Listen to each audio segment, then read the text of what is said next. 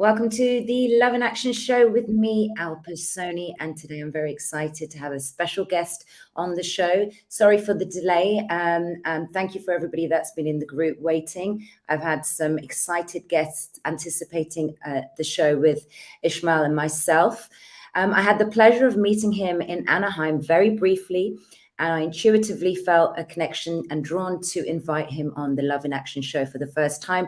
I'm sure everybody has heard of him, but just in case, for those of you who haven't, I'll briefly introduce him as the cosmic ambassador that represents an intergalactic alliance known as the Covenant of Palador, if I'm saying that correctly.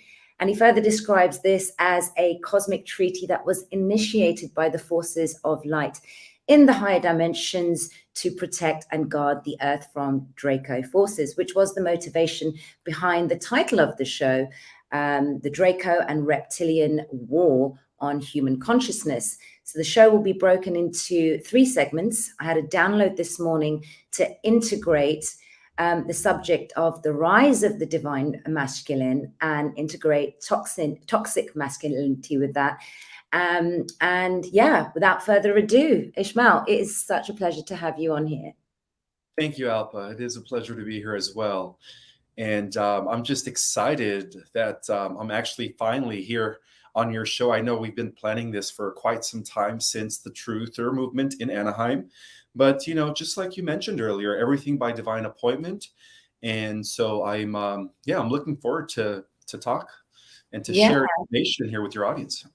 Yeah, no, thank you. And I thought it would be a nice idea to start with your story and your spiritual awakening, and then integrating the spiritual awakening that, in your opinion, humanity is kind of undergoing right now with the current energies, and then shifting into the subject of masculinity. Okay, so my story begins as a child. From the beginning, from the moment I became aware of this earth plane, third dimensional reality, I knew that there was something different about this reality. It didn't quite resonate with me because I knew that I was not from this reality, you know. So as a kid, I was odd. I was very telepathic, very intuitive. I was able to sense things before they happened. I had the ability to communicate with not only animals telepathically, but with plants and trees and stones and rocks. And, you know, one day I decided to ask my cousins if they could do the same thing, and they all laughed at me. So that's when I knew I was different. I know that feeling. Yeah, so I've come to discover ever since as a child that there was something different about this reality. I couldn't quite grasp it. But then again, you know, due to my religious upbringing, I was told that all this stuff was of the devil. And so I was kind of forced to suppress it because of my strong religious background growing up as a Catholic. You know, my grandmother being a Catholic and all that stuff, forcing me to go to church at an early age, forcing me to pray the rosary twice a week for about an hour at evening while kneeling, and, you know, in front of the statues of the Virgin Mary. From the age of 5 to the age of 12, I was forced to pray the rosary with my grandmother and her group of Catholic religious people. And so I was very, you know, as a kid, it was kind of hard for me to even fit in school because nobody wanted to be my friend, you know. Yeah, throughout grade school, middle school, and then even in high school, I was a misfit. You know, I was called dumb and stupid, and just because I would ask questions that were beyond the norm, of course. And so, you know, a lot of the teachers would label me with titles like ADHD and ADD and all that stuff. And the reason being is because I would sit in back of the class and I would just always daydream. And they thought I was just looking up into space. So they even went as far as postulating that I probably measured in the spectrum of autism because I was off looking into space. But I was actually having visions of the future. So it was hard for me to convey that I was having visions. You know, I've always been a visionary, an abstract thinker. And so as a kid, it was very hard for me. Growing up in high school, nobody wanted to be my friend, always bullied. Um, but then, I started researching things. I had a thing for wanting to learn, the three fundamental questions. Where do we come from? Why are we here? Where are we heading? So I started diving into philosophy. I studied Kierkegaard, Immanuel Kant, Friedrich Nietzsche. And then I went back further to study Plato. I studied Pythagoras. I've studied Socrates. And I was only 16, 17 reading these advanced, what some would call university college text material. And so that's when I realized that I had a thing for knowledge, and having a photographic memory really allowed me to, piece a lot of information together. And then at the age of 17 and a half, Alpa, my friend introduced me to this book called The World of Secret Societies. And I was only 17 and a half. I haven't had yet graduated high school, and I read this book. I was learning about the Illuma. I'm not going to finish it. The Illuma. I'm sure people know what that means, right? There's different names. I've learned about secret societies. I learned about the mystery school teachings. I learned about the agendas, and I was only 17, and to me that was like, it was just mind-blowing. I said, all right, I'm addicted to this information. I need to learn more. So I was always an avid reader, and it wasn't until I started practicing Kriya Kundalini yoga at the age of 19, 20, when I had a reawakening after suppressing my inner knowing for many, many years due to my religious indoctrination. I started meditating at the age of 20, 21. And then that's when I started, again, having downloads, because my downloads weren't coming in for a while. I started thinking outside of the box. I started thinking, perhaps we're not alone in the universe. And then I started researching the extraterrestrial connection. And at the age of 22, I started writing my first book. So I wasn't even in college yet. After high school, I didn't want to go back. I didn't want to go to school, because I've always felt that the entire curriculum was corrupted, and it is, and so I didn't want to go to school. So I did my own research, and then at the age of 22, I decided to just take a few courses in a community college. I decided to take philosophy and political science. And my professors hated me because I was always the one that would question the textbook, and they called me an intellectual pest because I obviously, I would say things were, well, you guys are only teaching according to the textbook, and there's actually more to the information than what you guys present. And then I would present the information that I've discovered, and they would just be blown away, and everybody thought I was like the smartest kid in college. I was like, whoa, you know a lot. And so from the beginning, I was considered a pest in college, to my university professors. They called me the class pest, because of the fact that I would question, and I would, I'll cause them to really, think beyond the textbook. And we would argue, like I would not argue, but get into these elaborated, debates. And to their surprise, I was always, I was more intelligent than my college professors, and that's why they called me a pest, because I knew more. I had more knowledge than my own college professors, in other words.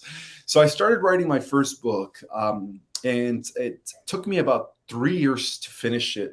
That book is called The Secret Government, revealing the truth about secret societies, the bloodline association, the agenda. So imagine back in 2007, publishing a book that was revealing the truth about 9/11, the entire secret society connections, and how every world war and every event was orchestrated by these secret societies that placed their stooges in positions of power, right?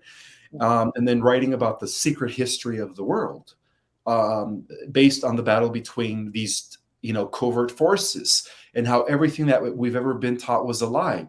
So back then in 2007, me putting out a book that was, proposing the facts or the ideas that everything that has ever happened in life was orchestrated from behind the scenes by the international bankers, who in turn are connected to, the Jesuit order, and how all roads lead to Rome, and how really, the Vatican is the one that's manipulating the entire, what we call the black nobility, nothing to do with skin color, but everything to do with the negative secret societies that are associated with the Luciferian Brotherhood. And so everybody thought it was a conspiracy theories, nobody, I guess the awakening took place, there was a mass awakening that took place 2-3 years ago due to what happened, the plan D. I'm not going to finish it. But back then, 15 years ago, I guess I was ahead of my time, and everybody thought I was crazy. So even those that are now recently awoken within the last 3 to 5 years would still call me a conspiracy theories back in 2008, because I was already talking about all this stuff, and so yeah, it was one of those things where I've always been a misfit. I've always felt like a nonconformist. Like, I knew there was something wrong with authority. I knew there was something wrong with organized religion. And so my goal was to expose the truth, expose all the corruption. And then unfortunately, that book got into the hands of the wrong person, who was connected to some of these negative secret societies, and they completely blackballed me. They told Amazon to no longer work with me, so I couldn't do a second edition. So that book, The Secret Government, has been suppressed ever since 2010. But now, because of the fact that the white hats are in control from behind the scenes, now they're going to allow me to republish it again. So yeah, ever since then, I've been researching and getting downloads about the entire galactic and cosmic connection. And then I came to realize in my mid-20s that I was one of the galactic commanders. I came to realize that I was working for an intergalactic alliance that is associated or is an alliance of many, many different galaxies and interstellar and galactic civilizations that are actually working, that have cooperated and that have been working together to bring justice, peace, and balance to the entire universe. And then that's when I realized that I wasn't the only, extraterrestrial in human form. I hate using the word alien. That's a little bit too. I don't know. I feel like it's just. It's like well, at a young age, the misfit, right? So it kind of is metaphoric for where you are now, and what you've learned, and how you've integrated all your downloads, your knowing, your spiritual awakening, and that sort of crisis at that time. Ismael, is your sort of asset now, is your blessing now, because it was preparatory work for you to be that misfit, to ask questions. Because what are we doing now in this movement? We are questioning the mainstream rhetoric. So exactly.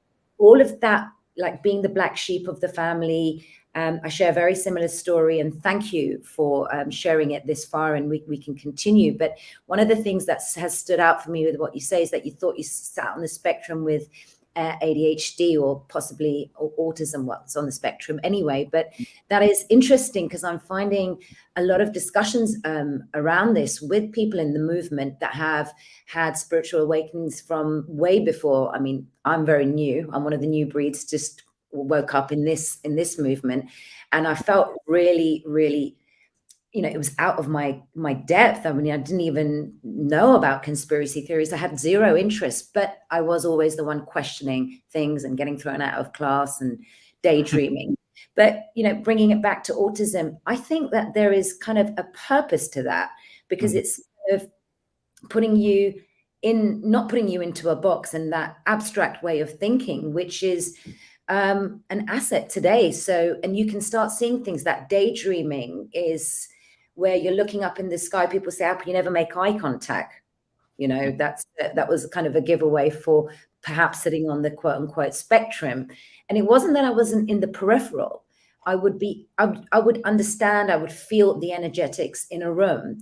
So I would know what was going on. I'd be listening, but it wouldn't be going out the other ear. But I was able to kind of connect with energy, but I never knew how to interpret it because coming from the Indian community, I was definitely seen as weird because I used to have like imaginary friends and things like that. So I appreciate you bringing that up and sharing that in a vulnerable way. But yeah, do carry on because you've expanded quite exponentially in this movement. You've written a book. You've been touring all the states and just sharing your gnosis with people, and they've been receiving it very well. Thank you. Yes, I feel like I'm finally fulfilling my purpose. But even before I came to the scene, Alpa, I felt like I was being prepped by the high. I call it the High Council. In our galaxy, the seal of Palador was anchored in Sirius B, which is the epicenter or the star system that is directly related to the central sun, the great central sun of our galaxy, where the forces of light reside.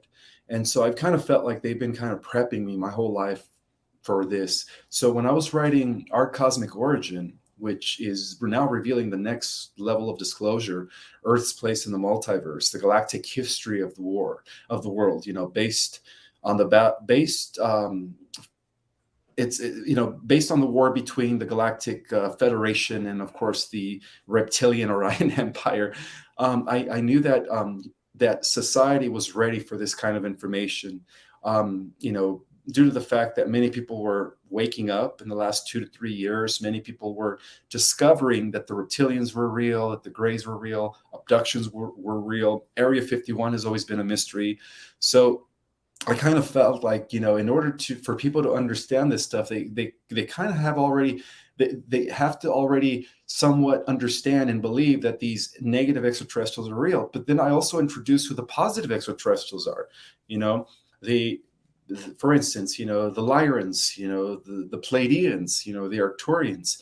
Just like how we have negative ETs, we have positive ETs, and so that's why I decided to write a book that was going to kind of reveal the bigger picture as to why this war has been going on here in our Earth plane between, the Cabal, which is represented by the Luciferian Brotherhood, and the White Hats, which is represented by the Melchizedek Brotherhood. And so I felt like before I came to the scene, before I even published the book, I felt like I was being prepped, for something like this, because I knew that society as a collective was ready to understand this information. Yeah. And so that's why I published it at the right time, because the book was actually finished 8 years ago, and they told me I couldn't publish it then. If I published it then, everybody was going to think I'm a quack. They were going to call me, oh, this is all sci-fi stuff. How can you say that there's other dimensions? How can you say that there's parallel universes? How can you say that there's other worlds? But now we're coming to understand through the evidence coming through quantum physics, right? The quantum model of reality, that there are other dimensions, that there are other worlds out there, and in fact that there are other universes.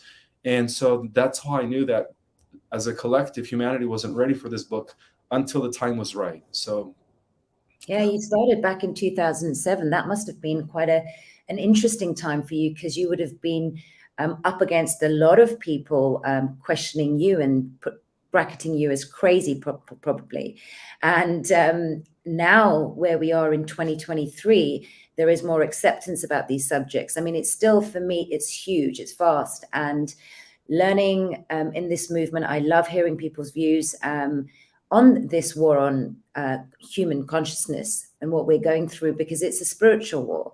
That's been one of my favorite sayings throughout, that there is something unseen happening, and we have to intuit, and we have to really connect with our higher selves to see beyond the third dimensional lenses, to have those realize that something more deeper is going on at multidimensional levels. And returning back to the subject of this show, this reptilian Draco war, where in your view is humanity now, currently, especially with so much coming out in the mainstream? Well, due to the planetary ascension that is about to take place, expected by the great event known as the Great Solar Flash, the reptilian forces that were once contaminating our solar system and living in the underground structures, such as the dumps, have been completely cleared out within the last few years.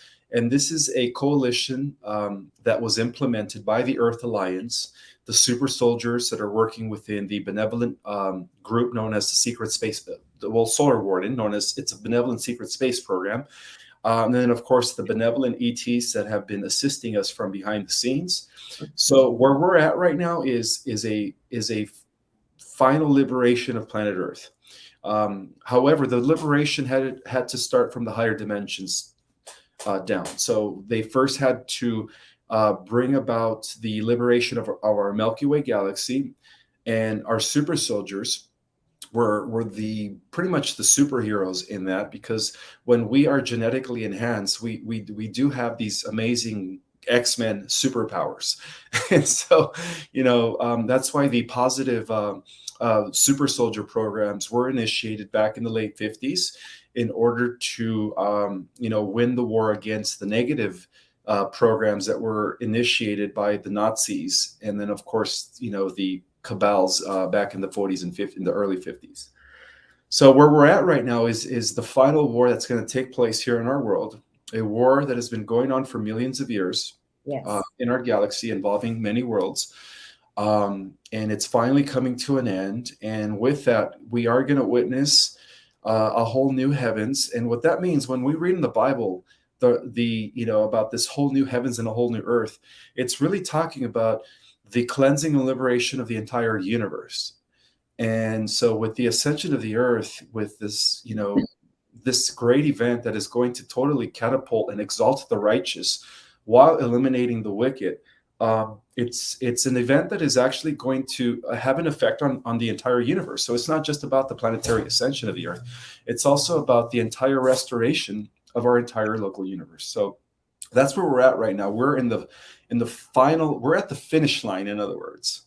To put we're at the finish line where for the first time in thousands of years, humanity will experience what true freedom is all about.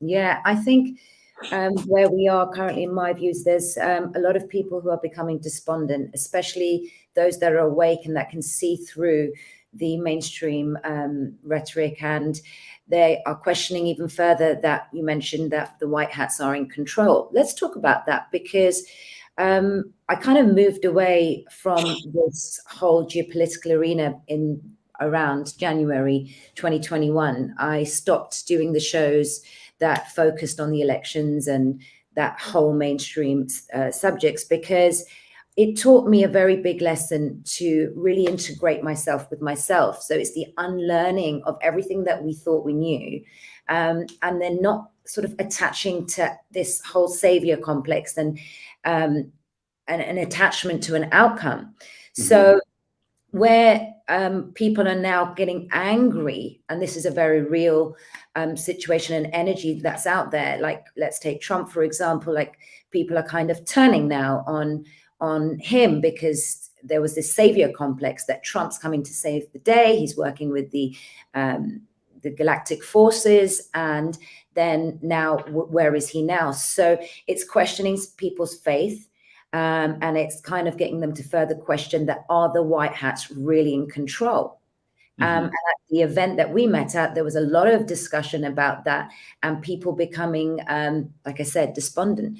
Where are you with that? Where do you stand where the white hats are currently? All right, so the reason it's been taking them a long time, first, we have had thousands of underground tunnels and bases that the military, the white hat military operation had to pretty much liberate and clean out. And so millions and millions of children have been saved, and most of them have actually been relocated to an off-world station where they are being regenerated and recuperated by using the med beds, because some of these kids were like, they were half dead, half alive. They're just limbs cut off. I mean, it's just, I know I shouldn't say this, but yeah, it's bad. It was bad. Some of these kids that they found, but also bear in mind that the dark side was going to go out with a bang.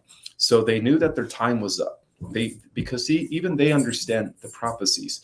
So what they did in an effort to go out with a bang is they implemented, or they planted tons of nuclear weapons across the entire planet so that they could kill off 97% or 98% of the surface world population.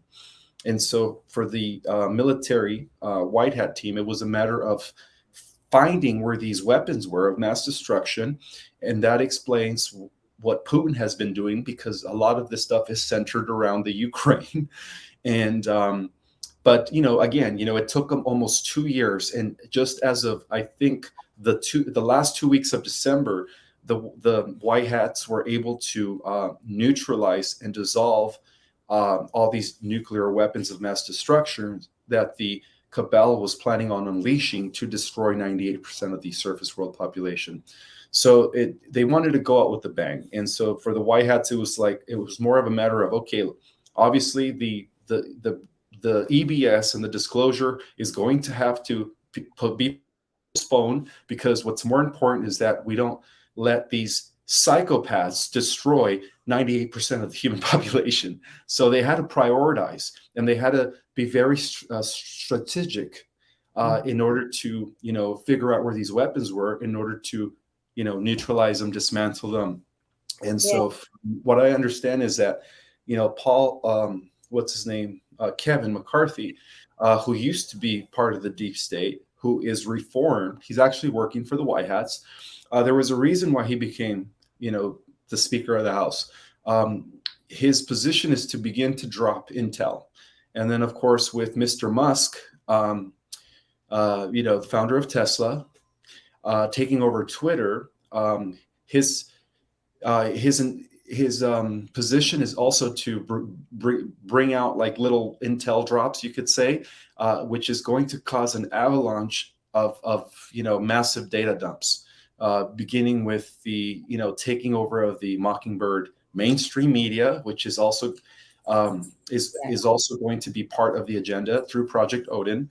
The new satellite system is going to take over the entire media platforms.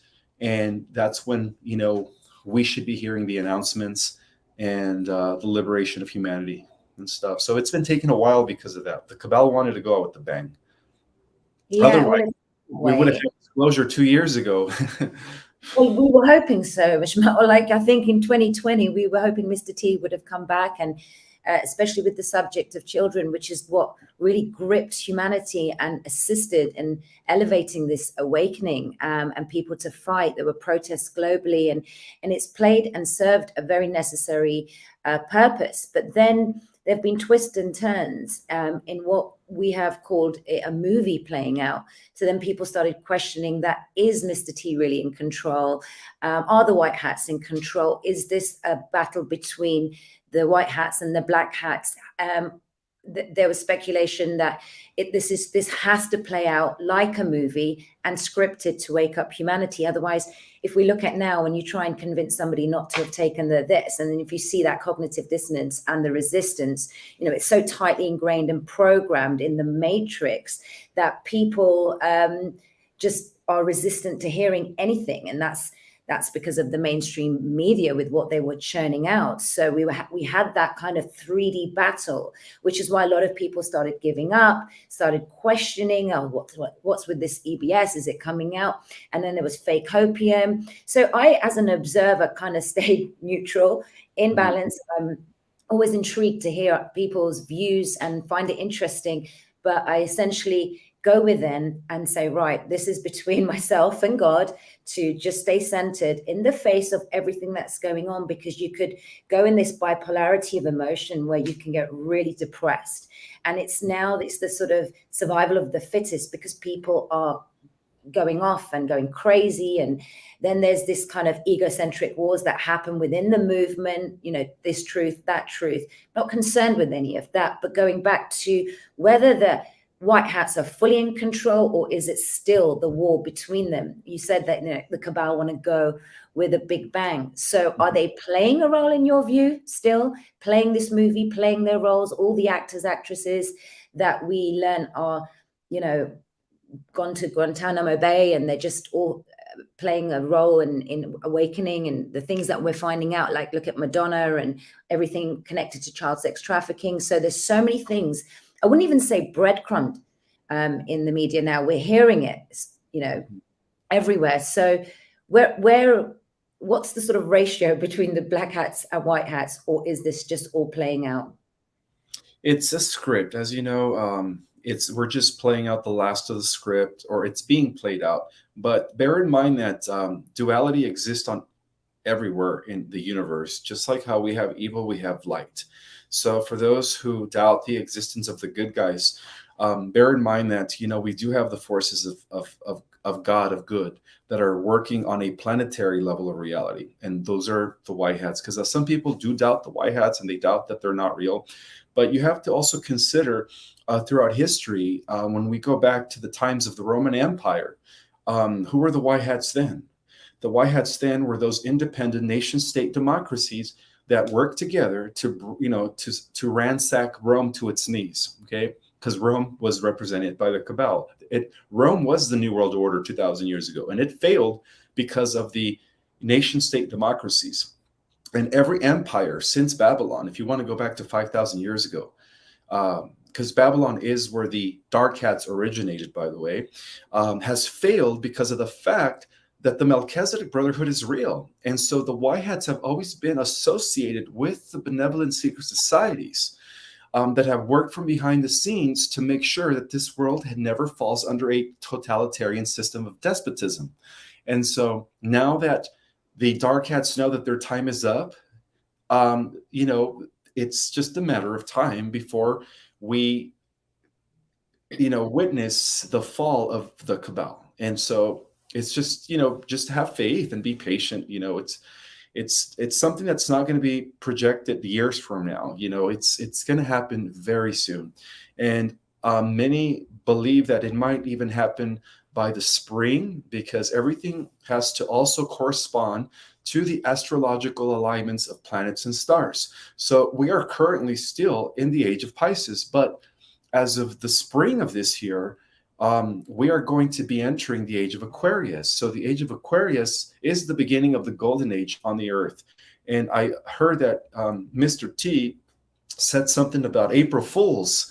So I don't know what that means, But what we do know is that now that the white hats have located these weapons of mass destruction and have prevented a catastrophe from happening at the end of the year, now they are in key position to bring down the last remaining of what they are is really just, clone stooges. And from what I hear is that as of the 10th of January, the pedo, the child molester that's in the White House today, signed our constitution away to the North American Union. It's not even him, is it really? That's not Biden. I said, that's not even Biden. No, that's not Biden. That's his clone. And many believe that was a white hat move, because that is the ultimate treason. That is the ultimate treason. So they almost kind of manipulated him into doing so in order for them to have even more reason to arrest the clone. And of course, all the other deep staters, Pelosi and everyone else. Yeah. I mean, Ishmael, you must get a lot of backlash for some of the things that you say, because it is quite out there. And it sort of starts with 2020, when this information was being churned out. And because we haven't seen a lot of the stuff, or people have become tired, like they're tired, and they're like, oh, this stuff is all hopium. This is now playing out. Is the dark forces in control? The subject of clones you just mentioned, you've got to watch Clones, the movie that Good Lion TV have done, because a lot of people are now rejecting that whole subject of human cloning. I definitely... Human cloning has been around since the Egyptian times, and many believe that over 40% of the populations of humanity are clones. So not everybody has a soul. And, some people call them NPCs. Yeah. I put on a video on my Facebook the other day, just an actress, I can't remember who she was now, but I got a lot of backlash for saying, oh, this stuff is all retarded and it's not real. Because there's so much information out there right now, Ishmael, that I think there's been an information war as well as the spiritual war. So what we're going into is this egocentric wars, which is I call it, that my information is better than your information. But essentially, I think it's just unraveling and learning everything that we thought we knew, and learning continuously, and finding out more and more each day, and being humble enough to say, hey, hang on a minute, I think I got that wrong.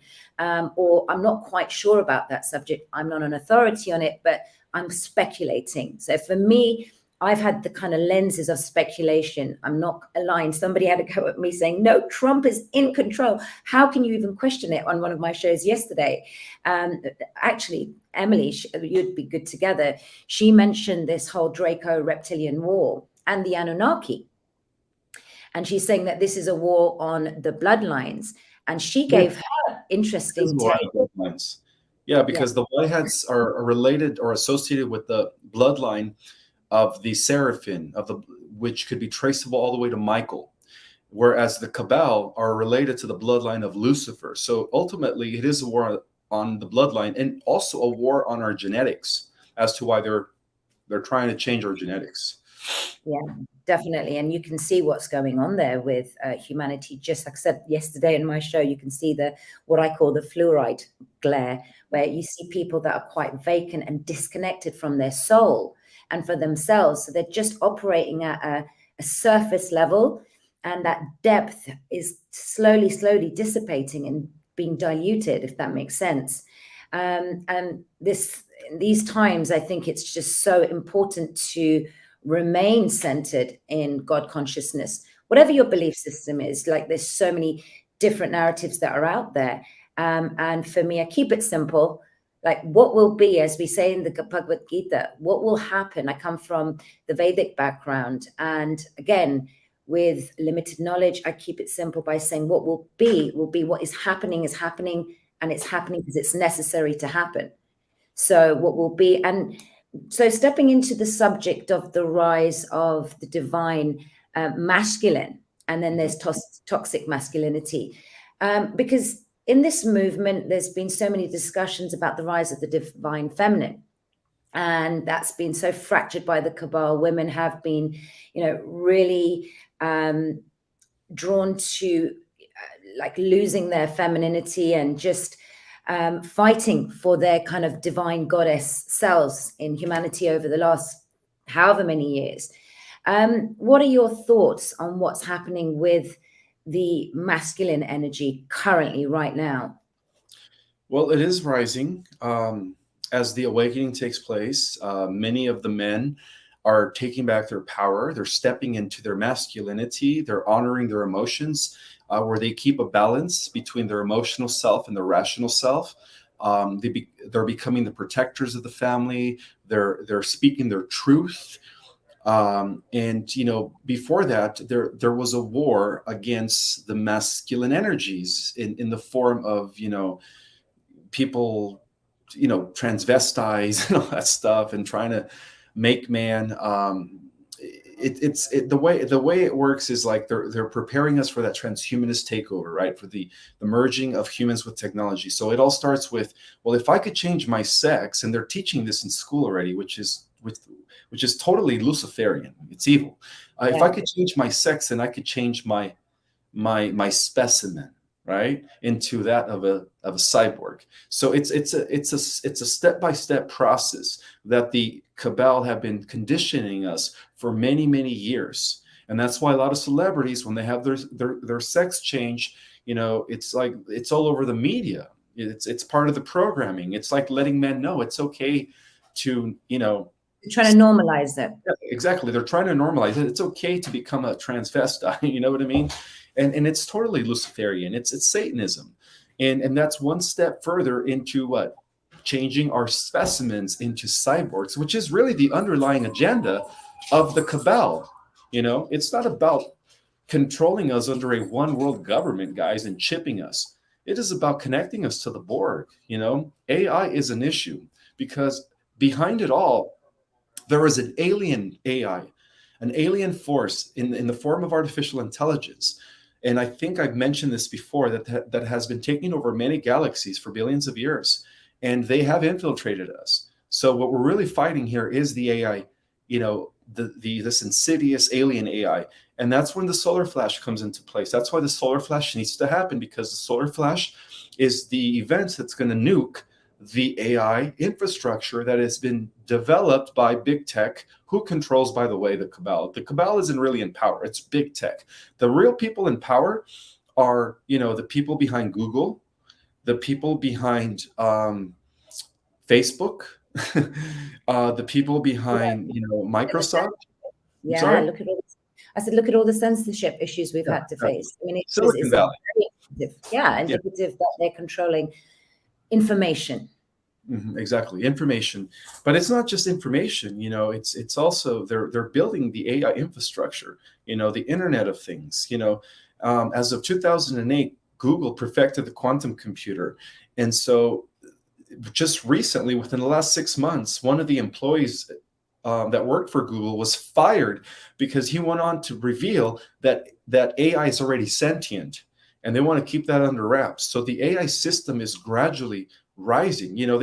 They call it Agenda 2030 or 2045, where they say that by then, they're going to replace humans with robots. And for those humans that remain they're going to convert them to cyborgs. So, I mean, that's really how evil this agenda is. The layers to it is deep. And even the reptilians have been under the control of this AI, this alien AI that came from another universe. Yeah, and just going back to what you said about this agenda with transhumanism, it was interesting. I just by accident came across, I think it was on Newsmax, Trump's speech a few days ago about this whole subject and the left agenda. And I just caught the first line saying, "Man is man, woman is woman." They're trying to fracture, what the divine set out to do.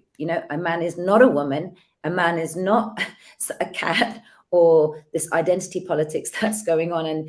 And that's when I kind of started thinking that, okay, he's doing his bit in his way, but I'm still not attached to an outcome, Ismael, like where I'm letting it happen in the way it's meant to happen. And I love listening to people's views on all of these subjects, But there's some questions for you in the audience.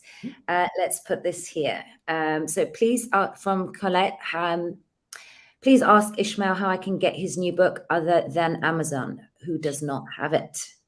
All right. So if you go to my website, which is ourcosmicorigin.com, ourcosmicorigin.com, you could actually click on the A. It is my personal link with Amazon that will take you to the new edition, the new updated, restructured edition that reads much better, more clearly, simply. And it also has an added chapter that reveals what happens after the ascension as we enter the millennium. So if you go to my website, or cosmicorigin.com, click the A, and up until, I think tomorrow's the last day, guys. After tomorrow, it's going to go back to $21. So if you guys click the website by today, you will get this for the amazing price of $11.11, which is the starseed number. 1111, right? So yeah. So go to my website. You could order the new edition, which has been restructured, reorganized in a way where it reads much clearer, with an added chapter that will totally leave you in suspense. Well, I definitely will have a read. The next question from Ocean. Hello. It says, "Hi, Ismael, what is the biggest change you see happening in 2023, and what is the biggest change you are hoping for?" Nice question. I would say that this is the year of disclosure. The way things have been going and operating from behind the scenes, it seems like the dark hats have they have nothing to stand on. That's it. They're done. So I would have to say that this is the year of disclosure. So it seems like everything is pointing towards the spring of this year, guys. Again, we have to also bear in mind that what happens on the Earth is influenced by the revolution of stars and planets as we align with the galactic core.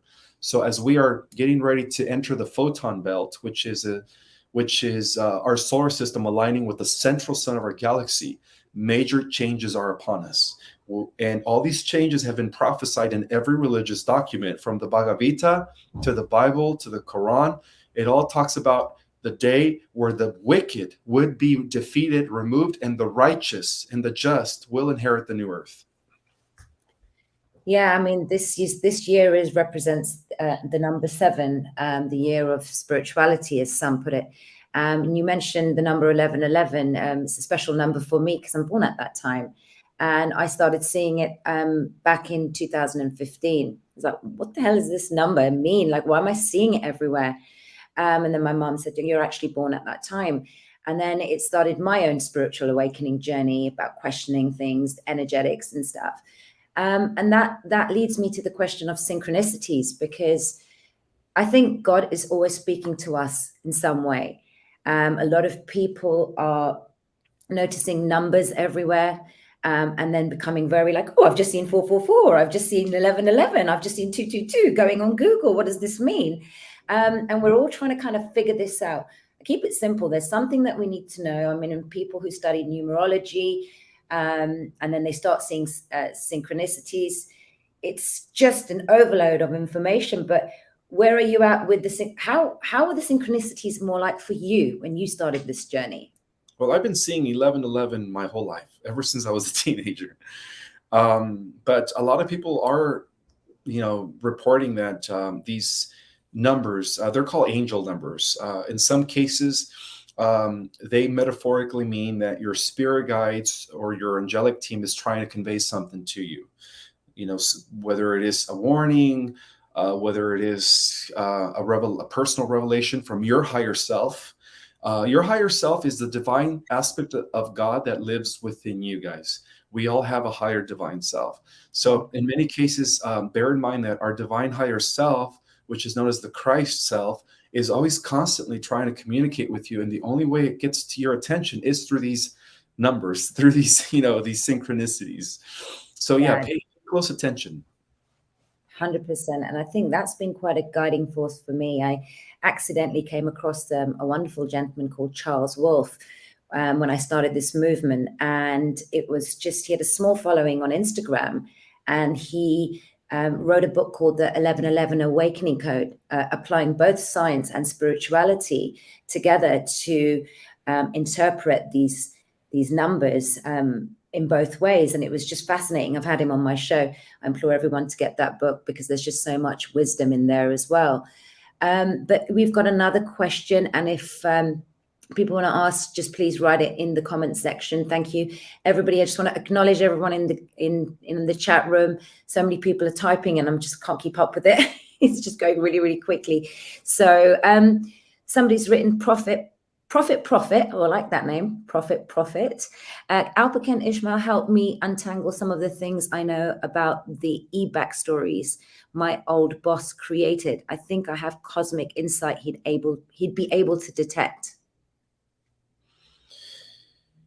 Her question is, how can Ismael help me untangle some of the things I know about the what? The backstories my old boss created. What is an backstory?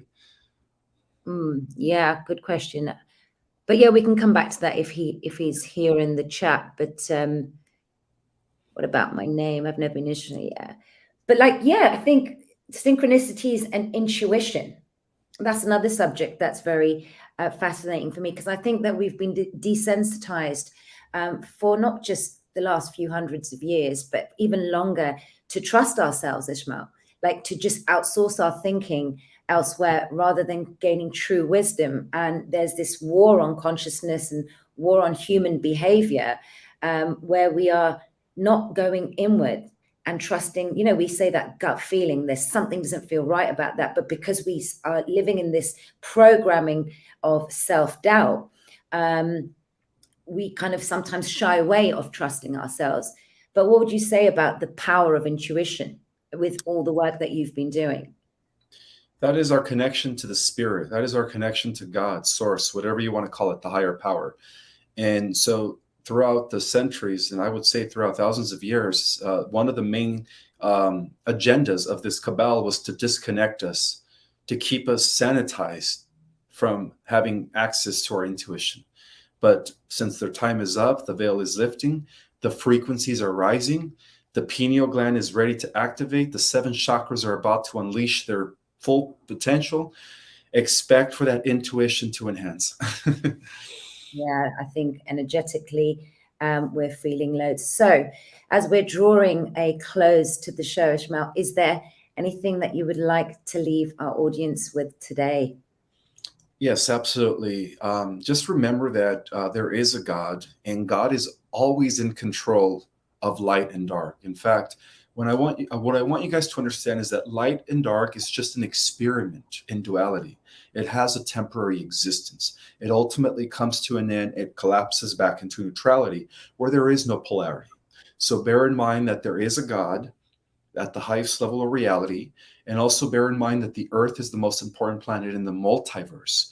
And so we are receiving help from benevolent races, not only benevolent ETs, but from interdimensionals, higher dimensionals beyond our galactic councils that are all here making sure that we do have a healthy, positive, and beautiful, positive ascension into the new Earth. So just don't lose the hope. Don't lose the faith. There is a God. The forces of light are real.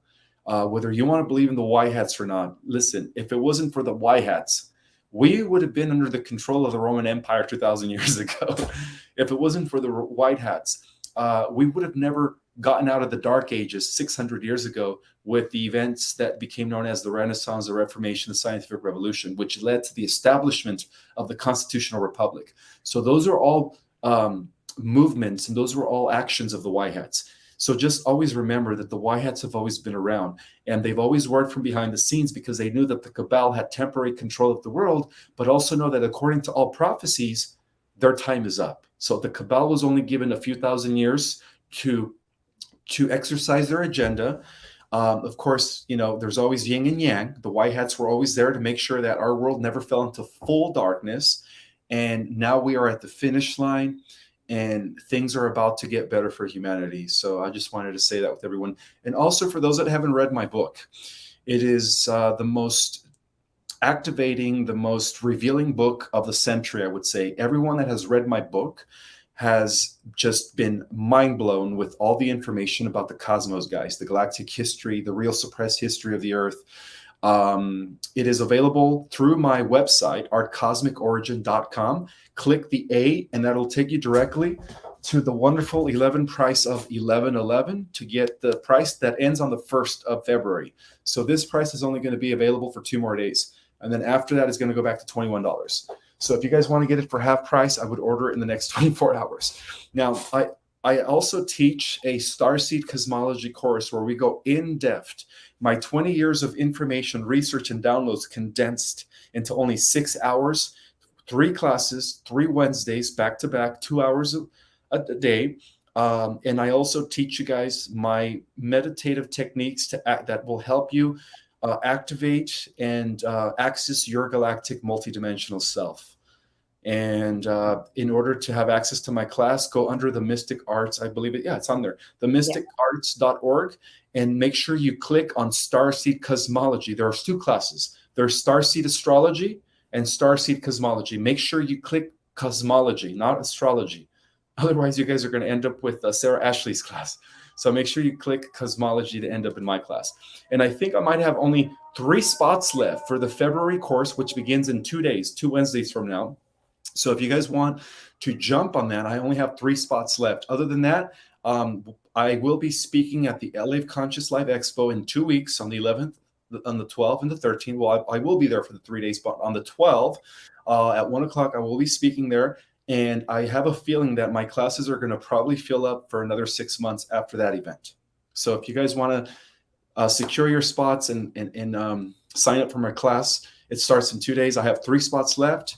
And if not, then you could always sign up for the March course. That's Cool. it.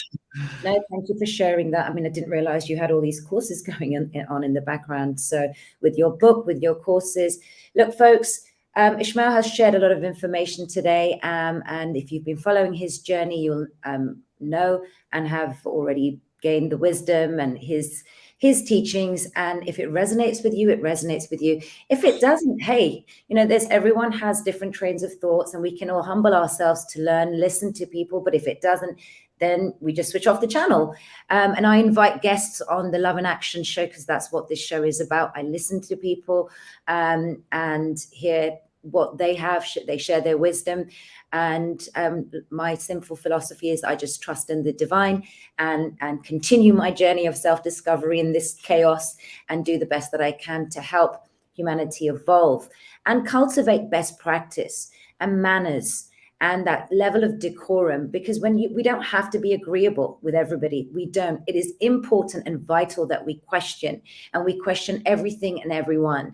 But there's a level of decorum and a way of doing it, which is etiquette, if that makes sense. So I know that people have varying opinions, but please, let's cultivate and undo what the cabal have taught via mainstream media in character assassinating people and doing it in a way which is irrelevant now. We've got to embrace in that unity consciousness with our brothers and sisters and be okay with differing opinions, differing trains of thought, differing ideologies, but we can do it in such a gracious way where we can be okay with disagreeing, because these egocentric wars that have, and actually this sort of tied in with that subject of toxic masculinity, and somebody's just, Fiona has discussed what will happen to narcissists. This is the narcissist empath paradigm that we have been subjected to in humanity, and it's such a big